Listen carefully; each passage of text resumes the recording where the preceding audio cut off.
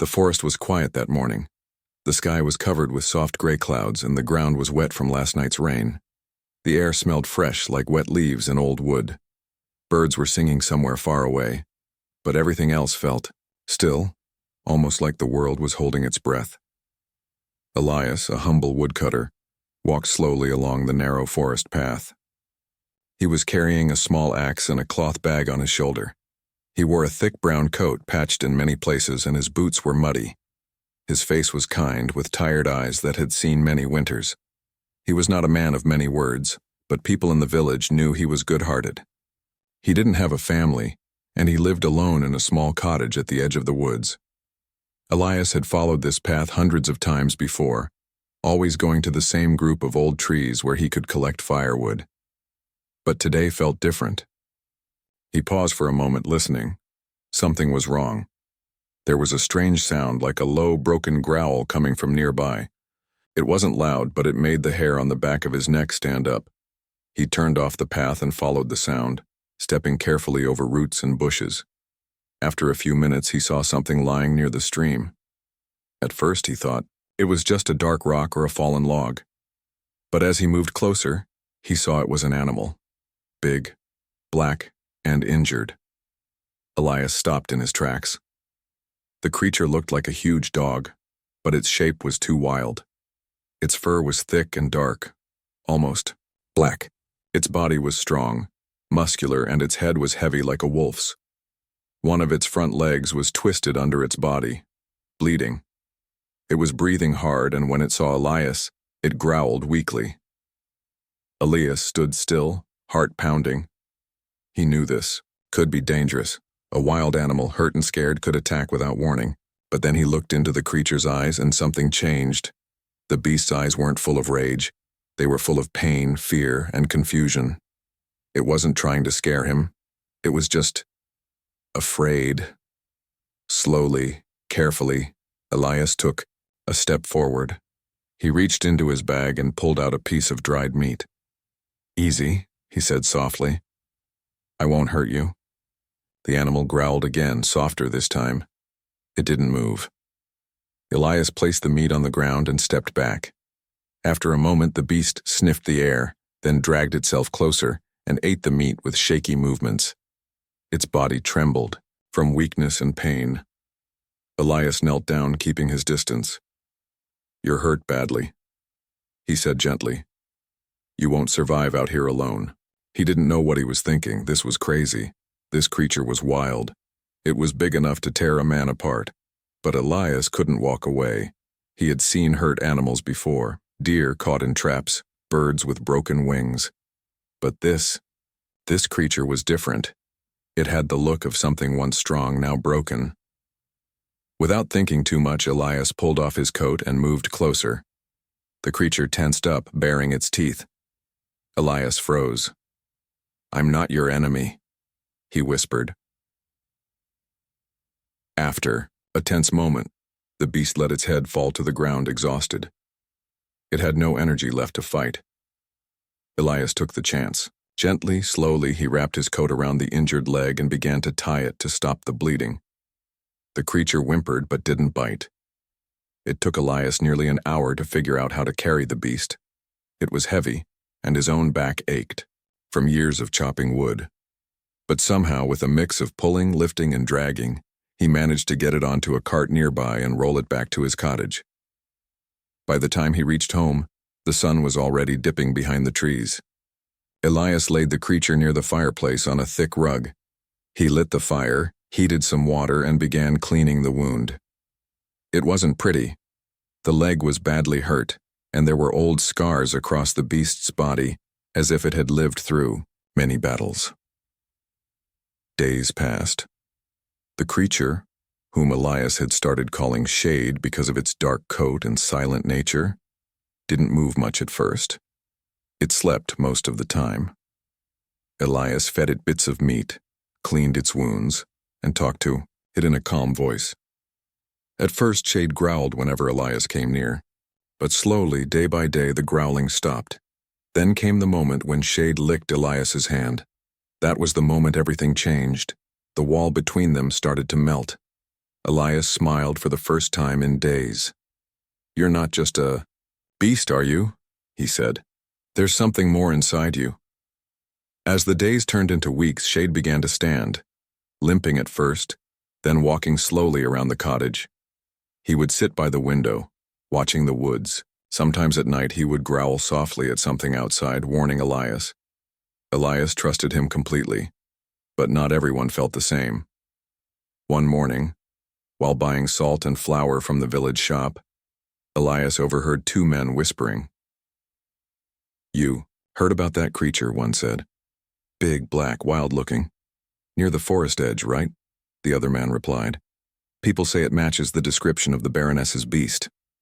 Elias froze, pretending to look at the price. "Of carrots. The one they say she used for guarding her private lands. Some kind of war animal. Trained to kill. No one's seen it in weeks. People think it escaped." Elias returned home with a heavy heart. Could it be true? Could Shade belong to the Baroness? The Baroness was feared across the region. She lived in a grand estate behind tall iron gates. Her lands were full of secrets, strange buildings, patrols, and guards. People whispered stories of how she treated her animals, especially the ones she used for hunting and war. Some said she had a whole army of beasts, trained in violence, locked in cages. Elias looked at Shade that night. The beast lay curled near the fire, eyes half closed. Elias reached out and scratched behind his ears. Shade made a low, pleased sound. "You don't seem like a killer," Elias said quietly. But a few days later, as Elias was brushing Shade's fur, his fingers touched something hard near the neck. He parted the fur and found it, a thick, old leather collar, hidden deep in the fur. The metal tag on it was worn and scratched, but a strange symbol was still visible, a silver crest shaped like a snake wrapped around a crown. Elias's heart dropped. That was the Baroness's mark. He had seen it once before, on the banners, outside her mansion. He pulled the collar off and threw it into the fire. Shade watched him with quiet eyes. Elias didn't know what to do. Should he tell someone? Should he run? Was he in danger for keeping this creature? But then he looked at Shade again. Calm, peaceful, no longer afraid. He remembered how the beast had trusted him, healed under his roof, grown gentle. Elias made a decision. He would protect Shade, no matter what the truth was, no matter who came looking. He didn't know it yet, but the Baroness was already searching, and soon, the peace he had built with his new companion would be tested in ways he could never imagine. The days in the forest passed slowly but peacefully. After everything that happened, Elias had found a strange kind of comfort in his quiet life with Shade. The beast had healed well, his limp was still there, but he could now walk around the cottage without falling. The firewood was always stacked, the stew pot always full, and the evenings always calm, with Shade lying by the fire, breathing softly. Elias talked to Shade often, even though he knew the beast couldn't talk back. Still, there was something about those sharp, silent eyes that made Elias feel heard. Shade listened, always, and his head would tilt in strange ways when Elias said certain words, like he understood more than a normal animal should. One night, as Elias sat by the fire sharpening his axe, he looked at Shade and said, "You've been through something, haven't you? Something bad?" Shade's ears flicked. He didn't growl or bark. He simply watched, his gaze deep and tired, like he had seen things no beast should see. Elias sighed. He didn't need Shade to answer. He could already tell. In the village, however, the peace was slowly breaking. Word was spreading about the Baroness's missing creature. Soldiers had been seen at the tavern asking quiet questions. Farmers whispered about strange tracks in the woods. One even claimed his chickens had vanished overnight, though Elias knew that had nothing to do with Shade. Still, the tension was growing. One afternoon, a young boy from the village named Milo came to Elias's cottage. He often helped carry wood in exchange for a warm meal. But today he brought something else, a rumor. "They say the Baroness has offered gold," he said while chewing a piece of bread. "Gold for anyone who tells her where the beast is." Elias's hand froze. What beast? Milo looked up, eyes wide. You know, the one with the snake and crown mark. The one that ran away. Elias gave a short nod and went back to stirring the stew. Rumors, he said quietly. People say a lot of things. Milo didn't notice the sudden tightness in Elias's voice. They say the creature's dangerous. Killed a guard before escaping. Some folks say it's cursed. Elias didn't reply. After Milo left, Elias stood at the door, staring into the trees. The collar he had burned still haunted his mind. That mark, it was real. And now the Baroness was looking for her lost beast. Elias felt a cold wave of fear run through him. He looked back at Shade, who was watching him calmly. Elias knelt beside him and whispered, "They're hunting you, aren't they?" Shade didn't move. Elias placed a hand on his thick fur. "If they come here, they'll take you away. Or worse." He didn't want to think about what the Baroness would do to Shade if she found him. He had heard stories, how she trained her animals using pain, how she turned them into weapons, how she discarded them when they were broken. Elias couldn't let that happen. Still, life went on, at least for a little while. Every morning, Elias chopped wood, fed Shade, and repaired small things around the cottage. Shade followed him sometimes, limping quietly behind, like a shadow. Other times, he would vanish into the forest, only to return at sunset, always finding his way back, always watching, but something strange started happening. One night, Elias woke up to a sound outside. At first, he thought it was the wind, but then he heard it again, a low growl, soft and warning. He got up, grabbed his axe, and stepped outside. Shade was standing near the edge of the clearing, body tense, ears forward. His eyes glowed faintly in the moonlight. "What is it?" Elias whispered. Shade didn't move. Then, slowly, he stepped forward and growled again. That's when Elias saw it. A figure. Someone was standing between the trees, tall, dressed in black, watching the cottage. "Who's there?" Elias shouted. The figure didn't answer. It turned and disappeared into the forest without a sound. Elias's heart pounded. He stayed, awake the rest of the night, axe beside him, Shade curled by the door. In the morning, he found boot prints in the mud, fresh ones, too large to be Milo's, too clean to be from any villager. These were soldiers. The Baroness had found him. Or at least she was getting close. A few days later, the worst happened. It was just past noon when riders arrived in the village. Their horses were tall and well-groomed.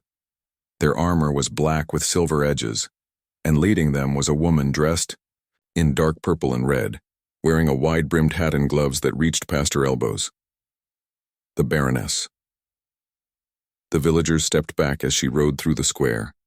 Her eyes were sharp like a blade, her mouth curled in a smile that never reached her eyes. She stopped at the tavern, dismounted, and stood on the wooden steps. "I'm looking for something," she said loudly, voice like ice. "A creature, mine. It escaped from my care and may be hiding in these woods." No one spoke. She raised her gloved hand and held up a sketch. Rough but clear, the drawing showed a large beast, black fur, wolf-like body, and eyes that seemed to burn. "I raised it from birth," she continued. "It was trained for protection, for security. It is dangerous, but loyal, to me. Someone has taken it. I want it returned." She let her eyes pass over the villagers one by one. "Anyone who helps me will be rewarded with gold and favor. Anyone who hides it will face punishment." Then she turned, mounted her horse, and rode away. Her soldiers began moving through the village, knocking on doors, checking stables, searching sheds. Elias wasn't there to see it. He had heard the hooves from his cottage. He had hidden Shade deep in the forest that morning just in case. When he returned later that evening, Shade was waiting for him near the clearing. Elias dropped to one knee and hugged the beast tightly. "They're here," he whispered. "She's here." That night, Elias made a choice. He couldn't run forever, but he wouldn't give up Shade either. He would protect him no matter what. The next morning, 2 of the Baroness's soldiers came to the cottage. Elias welcomed them politely. He answered their questions calmly, offered them water, even joked about the beast. "I've seen tracks," he said, "but no creature." They looked around, found nothing, and left. But Elias knew it wouldn't end there. The Baroness was watching. She was clever, and she didn't trust smiles or soft words. She would return.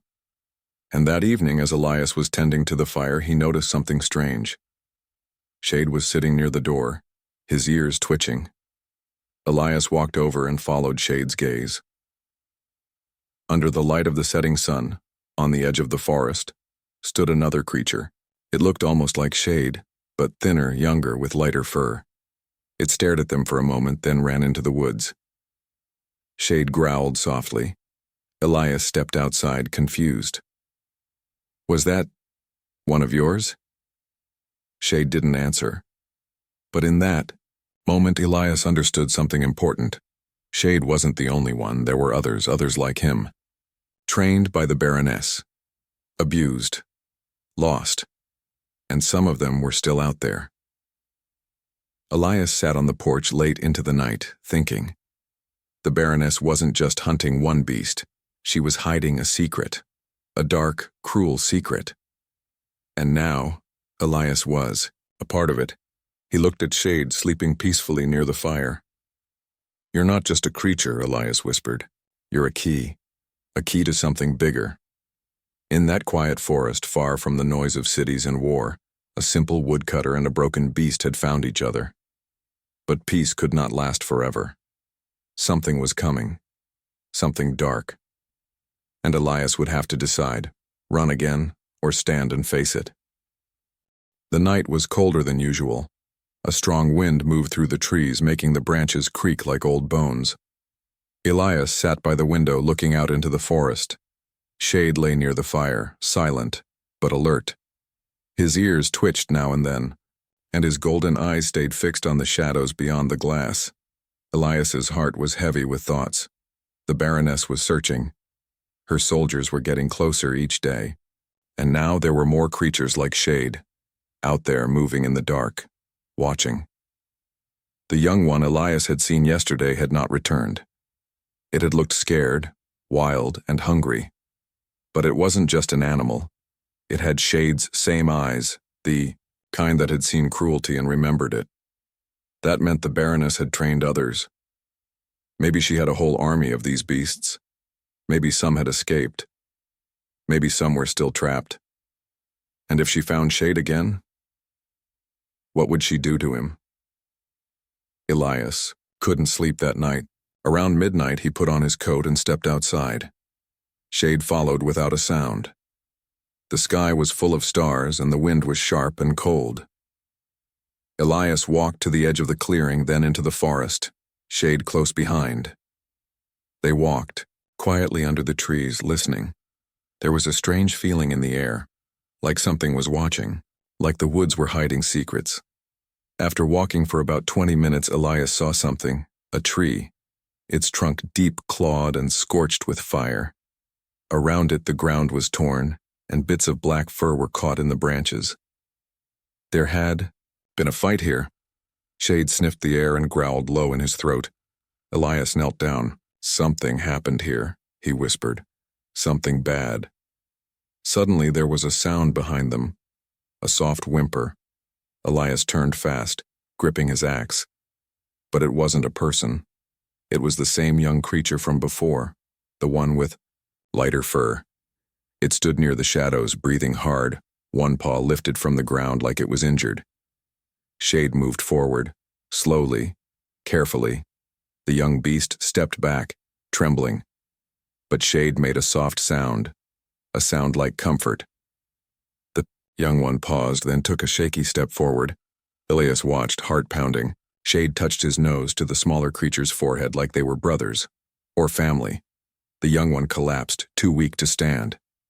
Elias rushed forward. "He's hurt. We have to help him." They carried him home that night. Shade helping. Elias dragged the creature across the forest floor. When they reached the cottage, Elias placed the young one by the fire and gave him water. His body was covered in small cuts and bruises. Someone had chased him, maybe even tried to kill him. Elias worked quickly, cleaning the wounds, whispering soft words. Shade sat beside the younger one, watching like a guardian. When the creature finally slept, Elias sat back and wiped his forehead. "They're running," he said softly. Running from her. For the first time, Elias understood how big the problem was. The Baroness hadn't just lost a pet. She had lost control. Some of her creatures had escaped. And if they were all, like Shade, smart, trained, powerful, then they were dangerous, but only because they had been made that way. Elias looked at Shade. "What did she do to you?" he asked.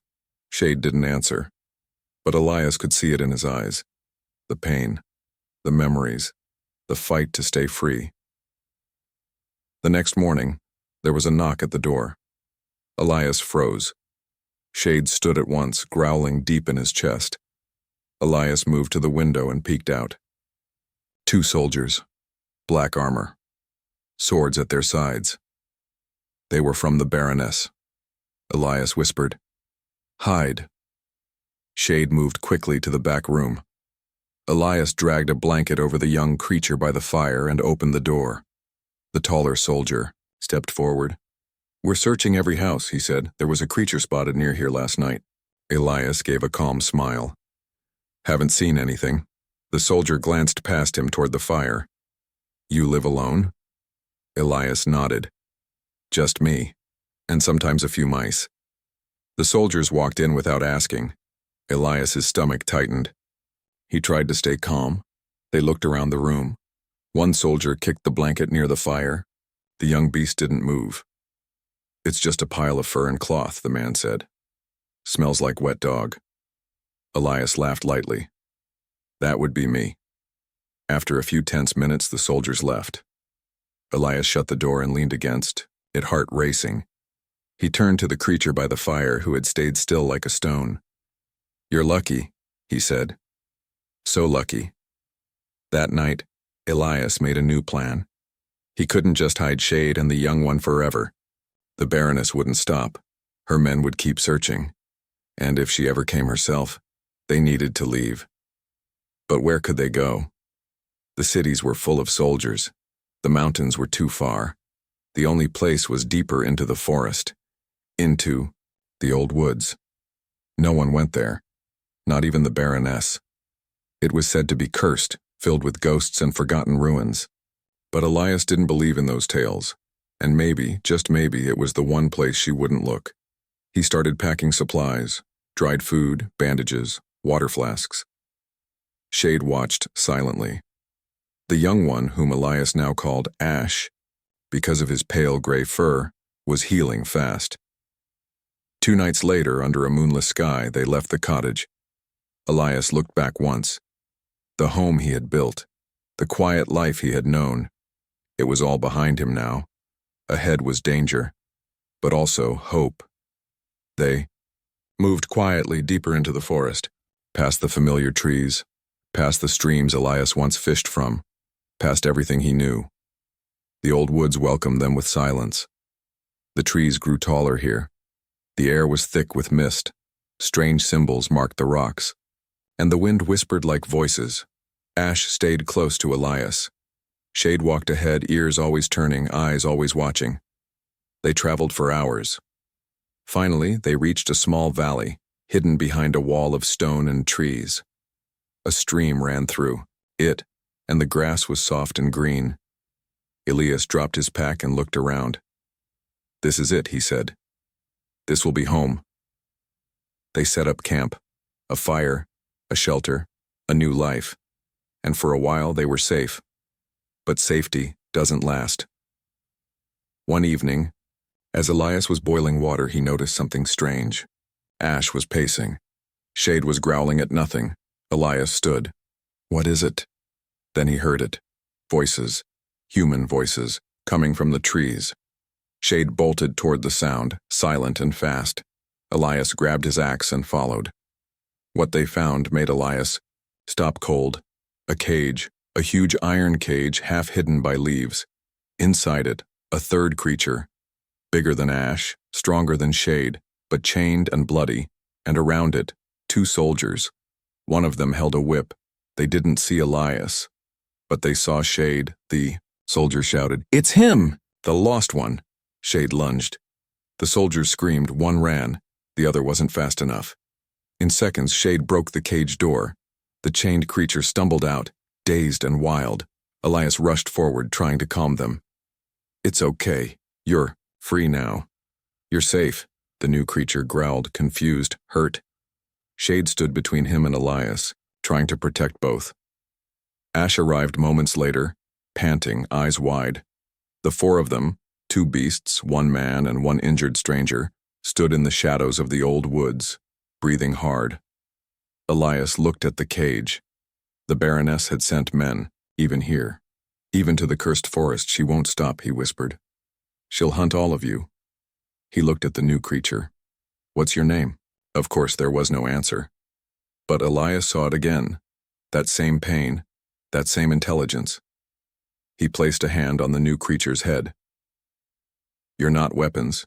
You're not monsters. You're survivors." He turned to Shade and Ash. "We'll fight back," he said. "We'll protect each other."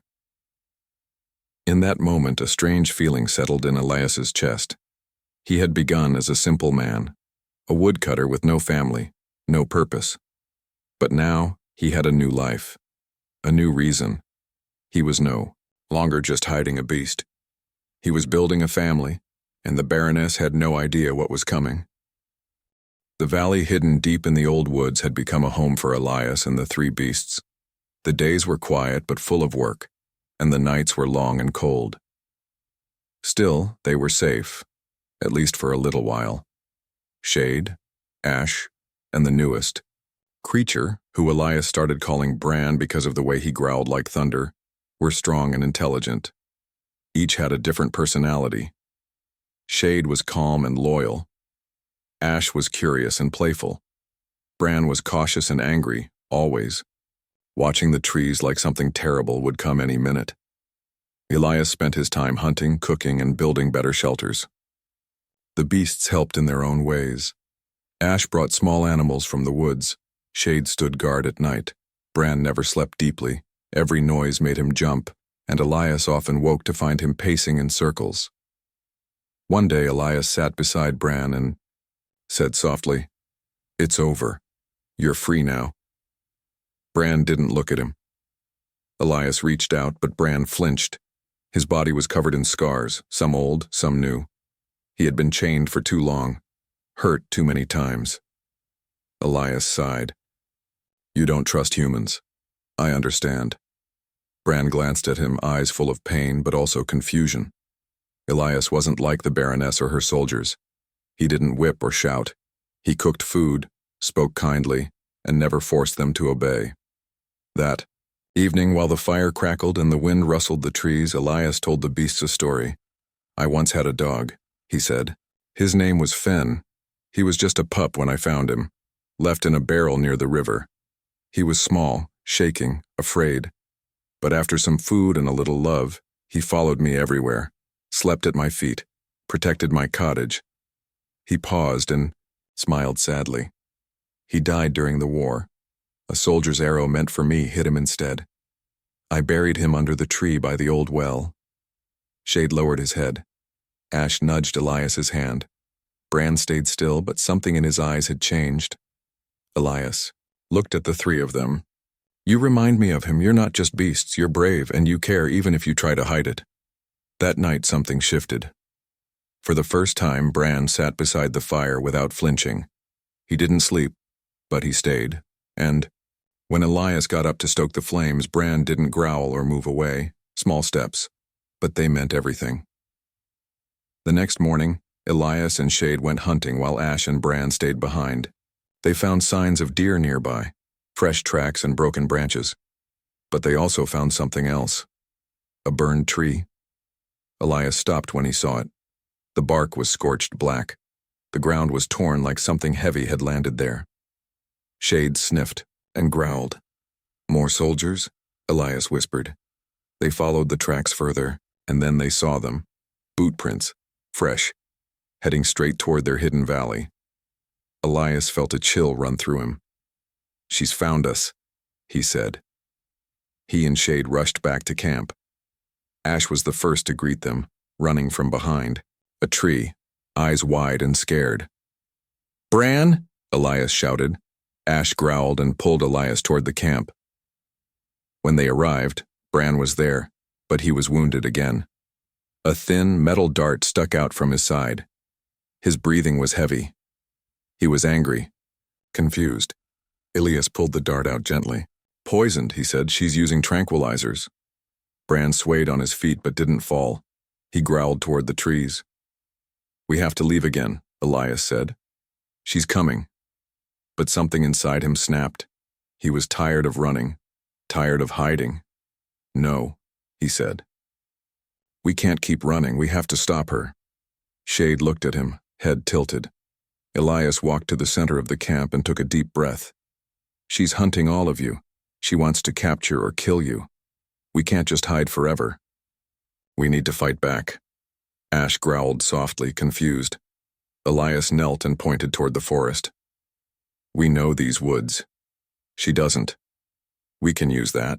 We can set traps, use the cliffs, the rivers, the caves. Make her regret ever coming here. The beasts listened. And somehow they understood.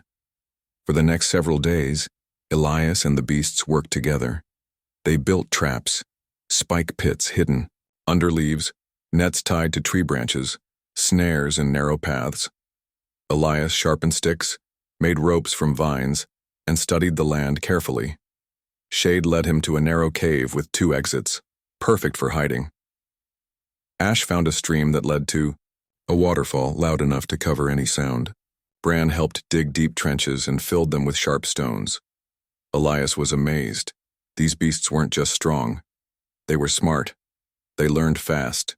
They remembered every path, every signal. By the end of the week, the forest around their valley had become a fortress, and not a moment too soon. One morning, Elias heard the sound of drums. Then came the horses. The Baroness had arrived. She didn't come quietly this time. She rode a black horse with silver armor. Behind her, 10 soldiers marched, all in dark uniforms carrying weapons. Elias watched from a hill, hidden by branches.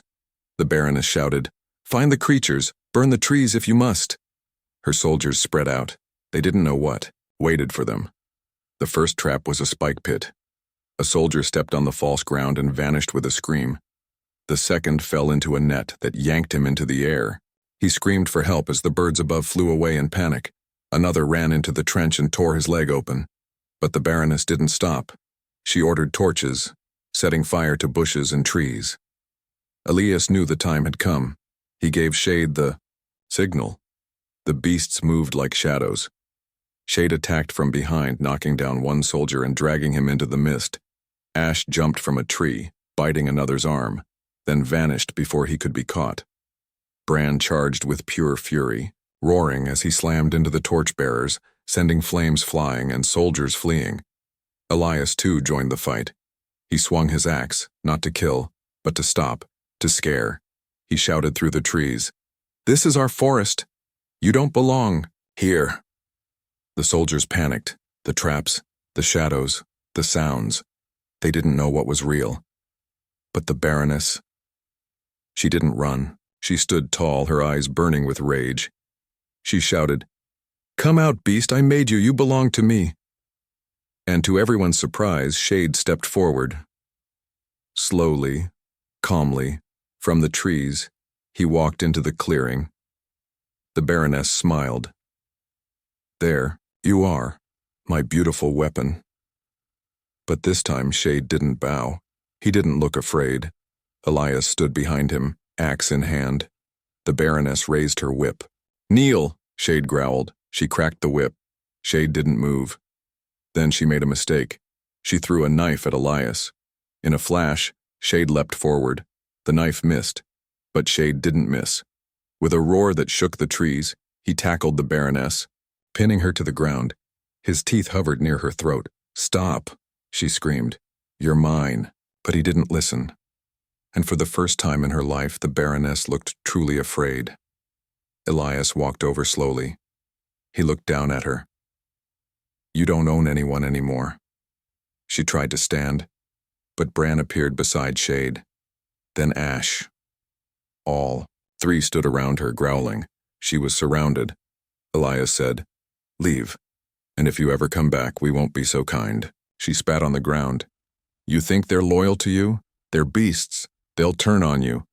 Elias looked at Shade and smiled. "No, they've already made their choice." He stepped back and nodded. Shade let her go. Shaking, bleeding, the Baroness stood and walked away. Her soldiers followed, broken and silent. And just like that, the forest was quiet again. Elias turned to the beasts. "You did it. You were brave. You protected this place. Protected each other." They didn't cheer. But in their eyes he saw something brighter than victory. He saw freedom. That night Elias sat by the fire, the three beasts around him. He smiled, softly. "We're not just survivors now," he said. "We're a family." And for the first time in many months he slept without fear. Many weeks passed after the Baroness and her soldiers left the forest. The trees healed slowly from the fires. Burned leaves grew again, and the smoke disappeared from the air. Peace had returned, but this time, it felt real. Elias and the beasts had earned it. The valley was now more than a shelter. It had become a home. Elias had built strong walls around their small camp. He created wooden fences, a water system from the stream, and a bigger fire pit that stayed warm even in cold winds. He carved sleeping spots for each beast, soft with dried grass and animal furs. He even made a large wooden pole for Ash to climb and jump from, since the young beast loved to play. The three beasts had changed too. Shade no longer kept to the shadows. He now walked proudly beside Elias and sat near the fire every night. He watched over the valley like a king. Ash had grown stronger. She could now hunt on her own and often brought strange, shiny stones or feathers to Elias, placing them in his hands like gifts. She followed him like a loyal pup and slept beside him with her head on his chest. Bran was the slowest to trust, but even he had started to change. He still didn't like to be touched, but he no longer growled at Elias. He followed commands, joined the others during meals, and sometimes lay in the sun with his eyes closed, peaceful at last. One morning, Elias woke up to a strange sound. Birds, chirping louder than usual and the wind rustling the leaves in a new rhythm. It wasn't a warning. It felt like something good was coming. He stood at the edge of the valley and looked toward the rising sun. For a moment, he allowed himself to imagine a future. Maybe one day he would grow old here. Maybe Ash would raise pups. Maybe Shade would lead a pack. Maybe Bran would finally smile, or whatever his version of smiling would be. But peace never stays forever. It began with a small noise, a crack of a branch, then another. Shade and Ash both stood suddenly. Bran sniffed the air and let out a low growl. Elias reached for his axe and whispered, "Stay low."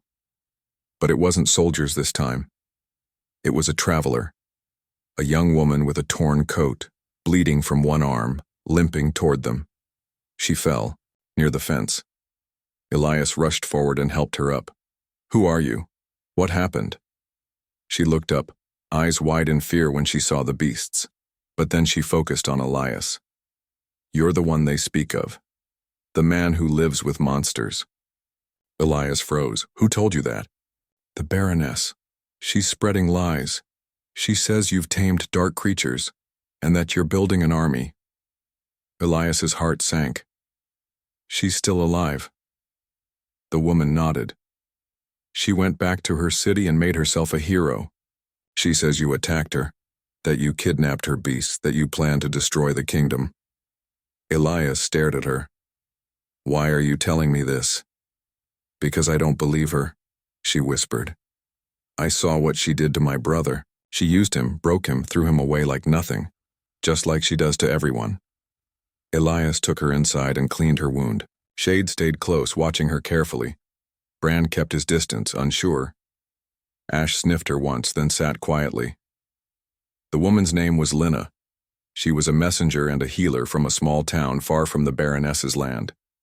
She had traveled many miles, hiding in forests and caves to find Elias. "People are scared," she said. "But not of you. Of her." "She's planning something," Lina continued. "A new weapon. Bigger than anything before. She wants to wipe out anything wild. Creatures, forests, even the rivers if she has to." Elias felt a fire grow inside him. He thought they were done with her. He thought she'd leave them alone. He was wrong. He looked at the beasts. "We can't wait this time. If she attacks again, more will suffer, not just us." Shade stepped forward and nodded. Ash let out a small bark. Even Bran growled, a sign of agreement. Elias looked at Lina. "We'll stop her, but we'll need help." So began the next chapter of their journey. Elias and Lina spent days planning. She gave him maps, stories, and warnings. Together, they chose a new goal, not just to hide, not just to fight, but to reveal the truth. They would go back, not to the castle, but to the villages the Baroness ruled with fear.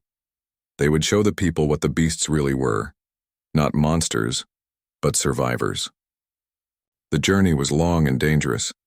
Elias didn't bring all 3 beasts at once. That would scare people. Instead, he traveled with one at a time, starting with Ash. They visited small towns at the edge of the forest. At first, people screamed or ran away. But when they saw Ash wasn't attacking, when they saw her bringing berries to children or curling around Elias's feet like a cat, they began to question what they'd been told. He spoke in town squares. "You've heard lies," he told them. "These creatures aren't weapons. They're not evil. They were tortured, hunted, abused." He told them about Shade's scars, about Bran's chains, about Ash's fear of cages. And slowly the people began to listen. Some even offered food. Others asked to touch Ash's fur or feed her. One old man cried when he saw her and whispered, "They used to live in the mountains before the wars. I remember them. They were gentle." Hope began to spread. Next he brought Shade. They visited a bigger town where the Baroness's voice was strong. But Elias stood in the marketplace, Shade beside him, and told the truth again. People listened. Some guards tried to arrest him, but the people stood in their way. And then finally, he brought Bran. This was the hardest. Bran still didn't trust strangers. When they entered a village, he growled, and people screamed. But Elias knelt beside him and whispered, "It's okay. You're not what they say. You are. Show them." Bran stood tall, silent. And then, slowly, he knelt before a small girl who had dropped her toy. He picked it up gently with his massive claws and gave it back to her. The crowd gasped. The girl smiled. And something beautiful happened. The people began to clap. Word spread.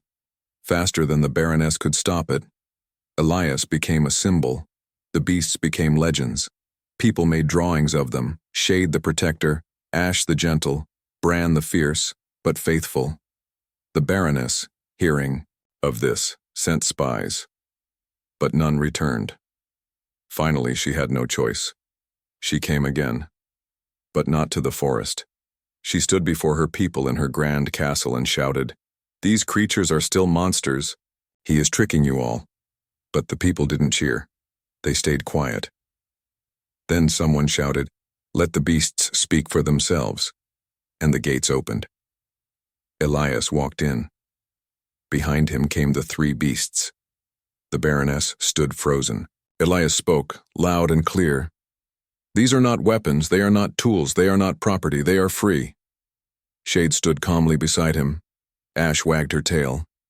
Bran stared directly at the Baroness, unafraid. The crowd waited.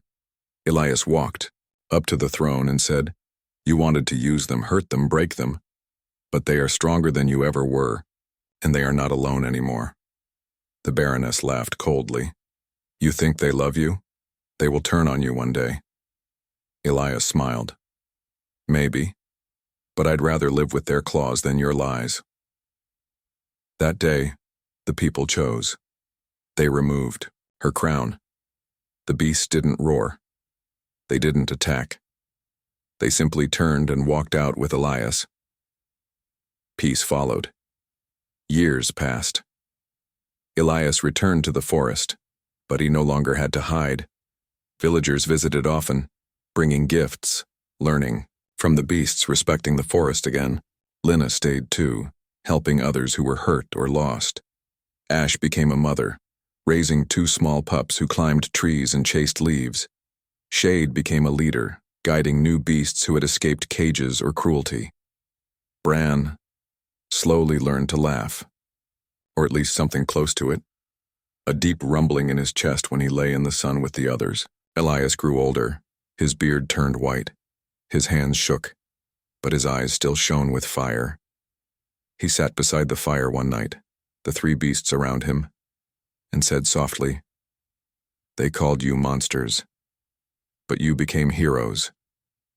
The beasts didn't speak, but their eyes said everything. They remembered. They knew. And they were home. Forever.